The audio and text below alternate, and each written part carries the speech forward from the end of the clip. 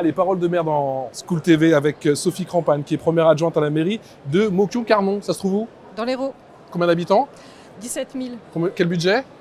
Conséquent. C'est une interro surprise, là. Attention, hein, je ne savais pas prévenu Sophie Crampagne. Quels sont les défis concernant votre territoire quand on parle d'éducation? Quand on parle d'éducation, c'est d'offrir tous les moyens pour que les élèves puissent s'épanouir et devenir des citoyens tels qu'on les rêve. Et une fois qu'on a dit ça, quelles sont les principales difficultés? Quels sont les principaux défis auxquels Les vous principaux défis aujourd'hui, c'est l'attractivité de nos territoires avec une charge foncière qui fait qu'on a une désertification des familles. D'accord. Donc c'est de pouvoir maintenir les équilibres et de maintenir l'ensemble de nos écoles ouvertes sur notre territoire, quitte à répartir nos élèves. Concrètement, comment vous faites?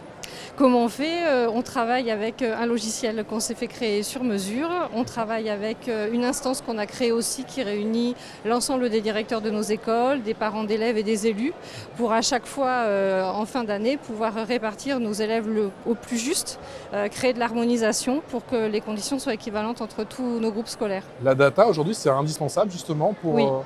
Ouais. Il faut travailler en prospective, c'est indispensable. D'accord. Quelle est la place du numérique sur votre territoire et justement l'usage du numérique dans vos écoles? Alors il s'est pas mal déployé depuis ces dernières années, notamment suite à une visite au Salon des maires avec le directeur sport éducation de la ville qui travaille avec moi. On a équipé l'ensemble de nos classes élémentaires de vidéoprojecteurs interactifs. Qui ont été très bien accueillis parce qu'on travaille avec les enseignants. En fait, on définit avec eux leurs besoins et après, nous, on propose les solutions les plus adaptées. Donc, on a fait ce choix à l'élémentaire parce qu'il y avait quand même une attente forte des enseignants de ne pas passer sur du tout numérique. Qui leur donne un peu plus d'agilité. Ouais. Et en maternelle, on est en train d'équiper l'ensemble de nos classes maternelles depuis cette rentrée là de plutôt une option de tableau numérique interactif. Quelle est la plus-value justement de ces équipements numériques, d'après vous? Il me semble que c'est intéressant parce que ça peut diversifier les choix pédagogiques. Si je pense notamment aux enfants à besoins particuliers, c'est intéressant parce que sur notamment l'approche de la lecture, qui est la clé d'entrée, le fait de pouvoir recourir à une forme d'affichage, notamment sur, je pense aux enfants qui sont dyslexiques, ça multiplie les supports et c'est intéressant.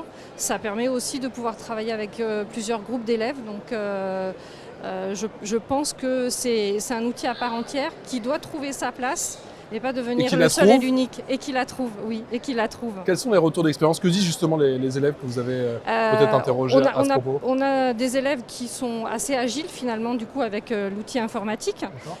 Notre commune a une tradition d'accompagnement puisqu'on avait mis en place des salles dédiées à l'informatique avec un agent spécialisé pour accompagner les premiers pas des enfants. Donc ils baignent dedans depuis la maternelle, donc ils sont contents parce qu'ils apprennent des choses à leurs parents. Merci Sophie Crampagne. Je vous en prie. Merci pour cette carte blanche sur School TV.